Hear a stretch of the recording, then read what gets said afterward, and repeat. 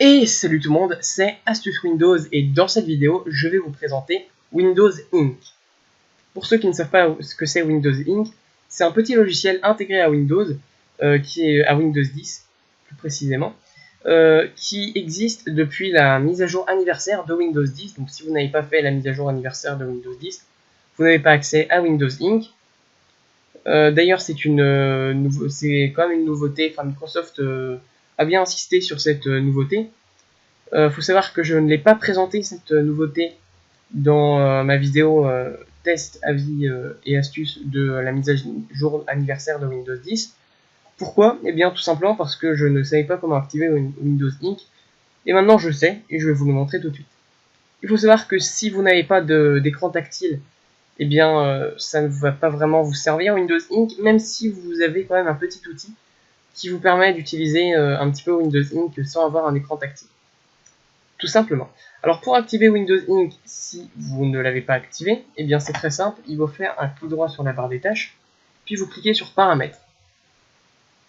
Donc si au lieu d'avoir paramètres ici vous aviez propriété, cela veut dire donc que vous n'avez pas fait la mise à jour anniversaire. Plus précisément, et si vous n'avez pas fait la mise à jour anniversaire, cela veut dire que vous n'avez pas Windows Ink. Tout simplement. Donc on va descendre ici et on va cliquer sur activer ou désactiver des icônes système tout simplement. Et tout en bas on a espace de travail Windows Ink et on active. Il n'y a rien de plus simple. Et une fois que c'est activé, comme vous pouvez le voir en bas dans la barre des tâches, on a un petit stylet qui apparaît ici et on voit espace de travail Windows Ink. Donc si on clique sur ce petit stylet, Windows Ink s'ouvre. Donc il n'y a rien de plus compliqué. On a plusieurs outils qui sont disponibles avec Windows Ink. Donc je vais vous présenter le premier, c'est le pense-bête, donc je vais l'ouvrir tout de suite. Donc le pense-bête, alors vous n'êtes pas obligé d'avoir un écran tactile pour l'avoir, vous pouvez tout simplement avoir un clavier et une souris comme moi, vous pouvez l'utiliser sans avoir l'écran tactile. Alors c'est très simple, si vous avez un stylet avec un écran tactile, vous pouvez marquer ici avec votre stylet et avec votre écriture des petites notes. Comme moi je n'ai pas d'écran tactile, et bien je ne peux pas le faire, du coup je suis obligé de taper une note avec mon clavier, tout simplement. Donc sinon vous pouvez écrire vraiment avec votre écran tactile, avec votre propre écriture dessus, si vous avez donc un écran tactile avec un stylet. Enfin d'ailleurs vous n'êtes pas obligé d'avoir un stylet, hein, du moment où vous avez un écran tactile. Mais de base c'était travaillé pour avoir un stylet, plus précisément. Donc le plus c'est pour donc bien évidemment avoir une nouvelle note. Les trois petits points là c'est pour changer de couleur. On a jaune, jaune c'est par défaut. On a vert, moi j'ai mis en vert. On a bleu, violet, rose et blanc. Voilà. Donc la petite poubelle c'est tout simplement pour les supprimer. Et si vous voulez voir les paramètres ici, c'est tout simplement, donc c'est en anglais, donc c'est un petit peu bizarre que ce soit en anglais, mais bon c'est pas grave. En tout cas ça c'est l'utilisation des statistiques. Si vous voulez mon avis, Microsoft recueille le nombre de notes que vous avez fait, tout ça, bon bref. Vous pouvez désactiver si vous voulez, moi je le laisse, tant pis. Je m'en fiche un petit peu. Et ensuite vous cliquez sur la croix ici. Et du coup vous avez votre note qui est désormais sur votre bureau. Donc bien évidemment vous pouvez cliquer sur le plus pour en créer, bien évidemment. C'est redimensionnable, mais je crois que c'est une taille minimale, voilà, ça c'est la taille minimale, donc on peut pas faire plus petit. Pour information, vous pouvez faire passer, ça restera sur le bureau, par exemple vous pouvez faire passer des applications par-dessus. Là j'ouvre l'explorateur de fichiers.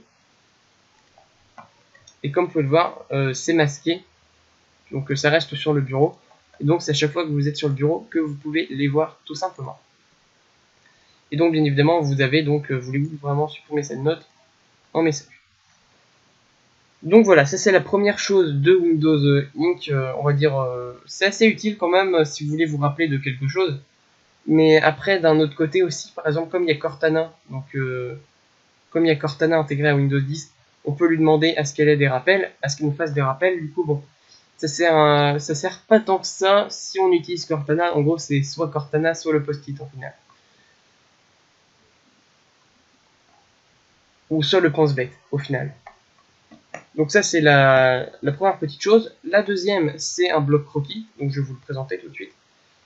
Bon j'ai le gribouillage et le rouge là, bon bref c'est moi qui avais fait pour tester. En tout cas Microsoft a intégré un bloc croquis, donc avec ça vous pouvez faire, c'est comme une espèce de page de dessin. Par exemple si vous aimez dessiner avec votre PC, eh bien vous pouvez tout simplement donc vous Vous pouvez donc tout simplement faire un joli croquis avec votre stylet. Donc bon, si vous avez un écran tactile, vous pouvez faire aussi avec votre doigt. Mais de base, ça a été fait pour avoir un stylet. Hop, j'ai fait tout exprès pour vous montrer. Donc genre, vous pouvez prendre une règle. Hop. Je crois que c'est... On pouvait la tourner. Je ne sais pas pourquoi. Ah oui, voilà, c'est comme ça. C'est avec la molette de votre souris. On peut tourner, par exemple, si vous faites un trait avec la règle, et ben vous voyez que vous ne pourrez jamais le dépasser. Donc bon, c'est une règle virtuelle, donc on arrive à chaque fois d'aller de l'autre côté, mais vous voyez que on ne peut pas la dépasser, on ne peut pas dessiner dessus. Donc c'est quand même assez pratique cette règle. Hein. Donc on a toujours la gomme. On peut avoir donc un crayon, on peut modifier la couleur bien évidemment. Hein. Hop, du violet. Ah, j'ai sélectionné du violet, ça n'a pas voulu du violet. Vous pouvez mettre du noir. Vous pouvez faire ce que vous voulez. Ça c'est le crayon gris, donc vous voyez, enfin le crayon bois, donc du coup il est un petit peu moins puissant, moins coloré. Ça c'est le surligneur. Et on peut modifier bien évidemment sa taille pour avoir un truc beaucoup plus gros. On peut bien évidemment donc annuler ou revenir en avant, en arrière. Bref, c'est comme vous le sentez au final.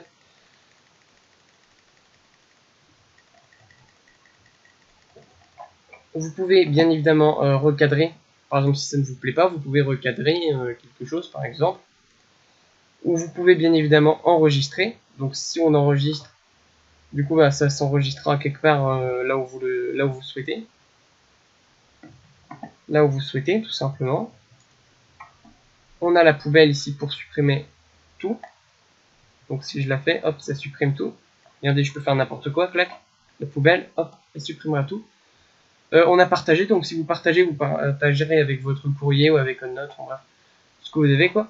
Et on a la copie dans le presse-papier. Donc alors par exemple, si je fais, enfin dans la mémoire vive quoi. Donc par exemple, si je fais un dessin tout moche ici et que je copie, et bien après je pourrais le coller dans Word. Tout simplement, clac. Je vais coller exprès, coller, et vous voyez que je retrouve ce dessin que nous venons de faire. Donc ce n'est pas ce n'est pas du tout utile pour mon cas en tout cas, ce n'est pas du tout utile.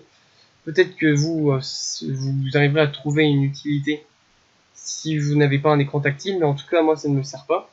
On a aussi un outil capture d'écran, donc croquis sur capture d'écran. Hop, si on clique dessus, ça a pris automatiquement une capture d'écran de mon bureau. Et ça marche pas qu'avec le bureau, je vais vous montrer. Par exemple, je vais aller exprès sur Word, par exemple, ici, et vous voyez, j'ai accès je peux avoir une capture d'écran sur Word. Donc c'est exactement le même principe du croquis. C'est juste que là, vous pouvez faire un petit dessin sur votre bureau. Hop, clac, clac, clac. On peut faire des ronds, bref, tout ce que vous voulez. Donc c'est exactement le même principe, on a toujours la règle là, donc c'est exactement comme croquis normal, c'est juste qu'on a votre bureau à la place de ce dessin. Donc on a aussi récemment utilisé, ça c'est des petits raccourcis, des applications où vous pouvez utiliser le stylet, tout simplement. Enfin, ouais, voilà, où vous pouvez utiliser le stylet. Suggéré ici, c'est une application qu'on vous suggère qui est sur le Windows Store, où vous pouvez utiliser votre stylet avec de votre écran tactile, ou vous pouvez avoir d'autres applications pour stylet. Ça vous ouvre automatiquement le Windows Store, et puis vous aurez accès à un petit peu à plein d'applications où vous pourrez utiliser votre stylet, tout simplement. Donc c'est tout ce qu'il y a à dire sur Windows Ink. Si vous ne le savez pas, en fait, avec récemment utilisé, donc on peut utiliser Edge, on peut utiliser Ink avec Edge, donc je vais vous montrer ça tout de suite. Hop, je vais faire ça tout de suite. Vous voyez, on peut faire des dessins, bref, et puis enregistrer, mettre des bulles, pourquoi pas, avec du texte. Je marque n'importe quoi, clac. Vous pouvez les supprimer, donc bref, vous pouvez faire vraiment ce que vous voulez au final.